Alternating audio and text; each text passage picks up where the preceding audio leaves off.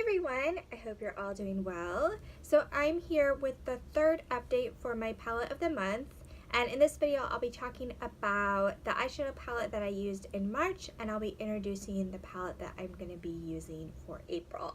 So in March I used the Makeup Forever the 9 Artist Shadow Palette. It's in volume 1, and this is what the palette looks like on the inside. So a very neutral palette. Last month I was using the Urban Decay 15th anniversary palette that had some color. So this was definitely more in my comfort zone. It is a very beautiful palette. So the palette itself comes with this little booklet, and it talks about how each column is shades is a different trio. So you have the chic trio, the natural trio, and then the smoky trio. And something I wanted to do, the little booklet had suggested looks, so I did try those out. So you can kind of see it has instructions on how to create each look. So I did try that out with these with varying success. I found that I like this palette better when I just was kind of doing my own thing, but I did use all of the shades, so I just will just go over my thoughts on them. So one thing with Makeup Forever, it is a more professional makeup artist brand. So on the packaging, you just get a number and a letter and a number. The letter corresponds with the finish, and then there's the number. So I had to look on the website, because one thing with this is they didn't have names, so it's hard for me to refer to the shadows. So I did look on the Makeup Forever website, and I was able to get the names of the shades. So I'm not really sure why they didn't include that with the packaging, maybe have the numbering system and then also the name, so you could refer to it either way. But I looked up the names. So the first shade here is Pearl. It's an iridescent shadow. So I think I used this once when I was doing that chic look. Kind of doing the looks was a good way for me to at least use all the shades at least once. But this one wasn't my absolute favorite. It's kind of too light, and I like for a brow bone highlight something matte. So this was a little too iridescent for that. So I think I only used this one once. I just didn't have much use for just a white shadow. So that one wasn't my absolute favorite.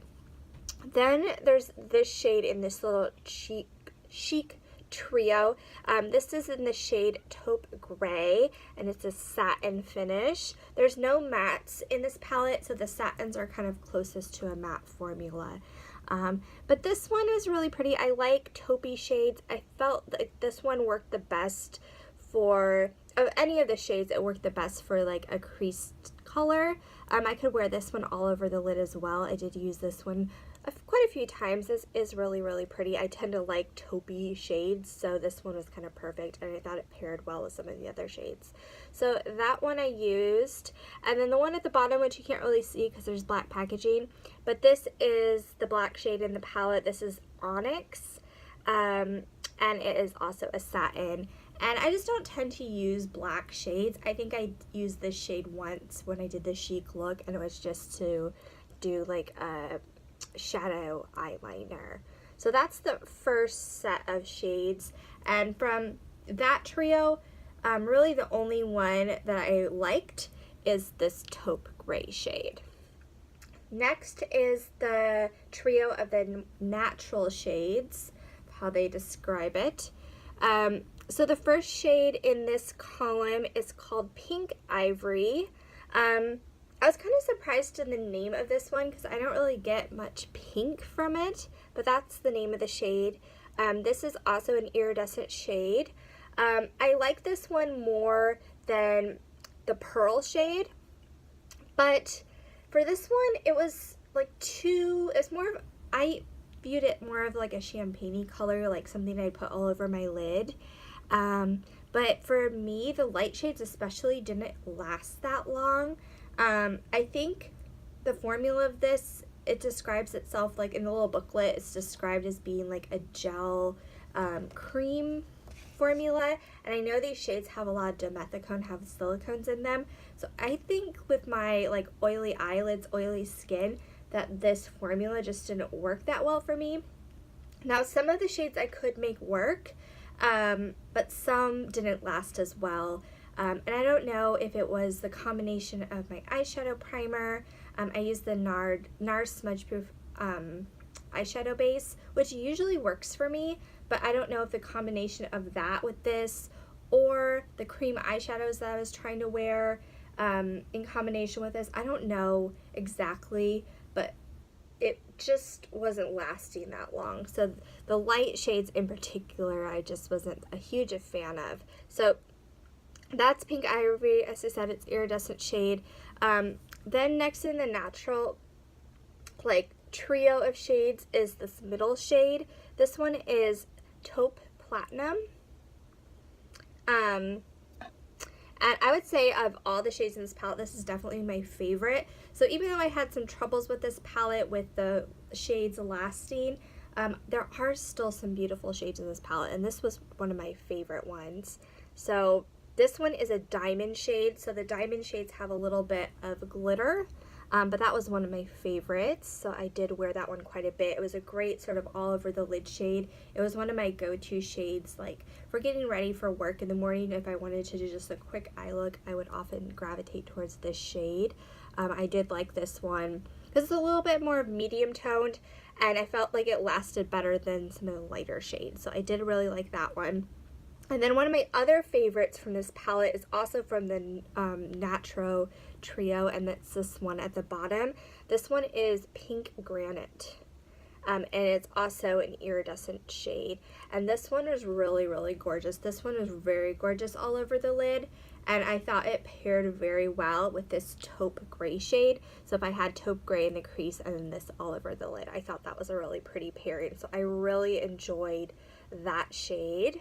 And then finally the last trio, which is the Smoky Trio. This lightest shade, it's more of a golden shade, but this is called Golden Beige, and this is also metallic. I like this one. I'm not a huge fan of super golden shades, so I did use this one a few times. I think of the lightest shades, it was one of my, well, did it last the longest? I feel like it lasted the longest. Had the best performance of the lighter shades, but I just don't gravitate towards golden shades, so I only use this one a handful of times. The next shade is called Ice Brown. It's also a metallic shade. This one also worked well. I would kind of switch between using this more taupe platinum shade and the Ice Brown shade, but I did prefer this more taupey cool tone shade over this one, but this one worked as well, also worked well, so I did enjoy that. And then finally the last shade in this Smoky Trio is Celestial Earth, and this is a diamond shade, so it has a little bit of glitter. This one is also really gorgeous. It's a more bronzy type shade, so I did like that they had the more sort of warm tones and cool tones. And I think overall my favorite shades that made some beautiful looks were this, I think I've mentioned this, like, quad of shadows here. They're just really pretty, and I think these two in this the middle column trio of shades were my definite favorite. So even though I had some troubles with this palette, I did make some really beautiful looks, and there's some really gorgeous shades in this palette. So I did really enjoy using this. I did mention last month that I was going to pair my Urban Decay Naked 2 Basics palette with this, just so I had like brow bone highlights. I think that's the only shade that I used. I'm pretty sure the only shade that I used from this palette for this past month was Skimp right here, and I just used that as a brow bone highlight. So I felt like I did need to pull this in just because all of the light shades in this palette, that pearl shade really didn't work for me. So I did like incorporating this in, but I do remember, I think 1 or 2 times I tried to use Stark like all over my lid before I would apply another shadow. I found with that it would make the color, I think I had Stark all over my lid just to try to make my eyeshadow last longer. So I had Stark all over the lid, and I believe it was this taupe platinum shade. I then put that on top of it. So it did make it last longer, but I felt the intensity of the shadow was kind of lessened. So I don't know if I loved doing that, but that was a way. I was just trying to experiment with different combinations to try to make this palette last longer, but I did do that. So that was for March. And then for April, I'm going to be using one of my favorite like formulas of eyeshadows. I think one of the things that's interesting with doing this challenge is I get to look between different brands and different formulas and really see that what I like. So I'm excited to be using one of my Urban Decay Naked palettes. For April, I'll be using the Naked 3 palette, and I think this is a gorgeous palette. It has a lot of really pretty like rose gold shades, and I think it's a great palette for going into spring. So this is what the palette looks like. I haven't hit pan on any of the shades. Of all of my Naked palettes, I have the Naked Original and Naked 2, and then this one. This is the one I've gotten the least amount of use out of, and especially last year I was trying for the first part of the year to use up my Naked palette, and then the second part of the year I was focusing on my Naked 2 palette.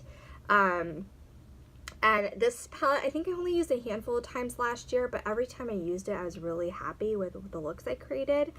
So I'm really excited to be able to have a whole month to use this palette. So really happy about that. And I think with this palette, I'm not going to need to add in the Naked 2 Basics just because it does have a good selection, or it has a few matte shades. So it has like Strange, which I can use this as a brow bone highlight, and then it has Limit and Nooner, these matte shades here that would work good as crease colors or just as sort of everyday type of shades. I like that it has those mattes for more basic looks, and then you have some pretty like shimmery shades. It has some that are a little bit more like glittery and metallic. So I don't know, I think it has a good range of colors.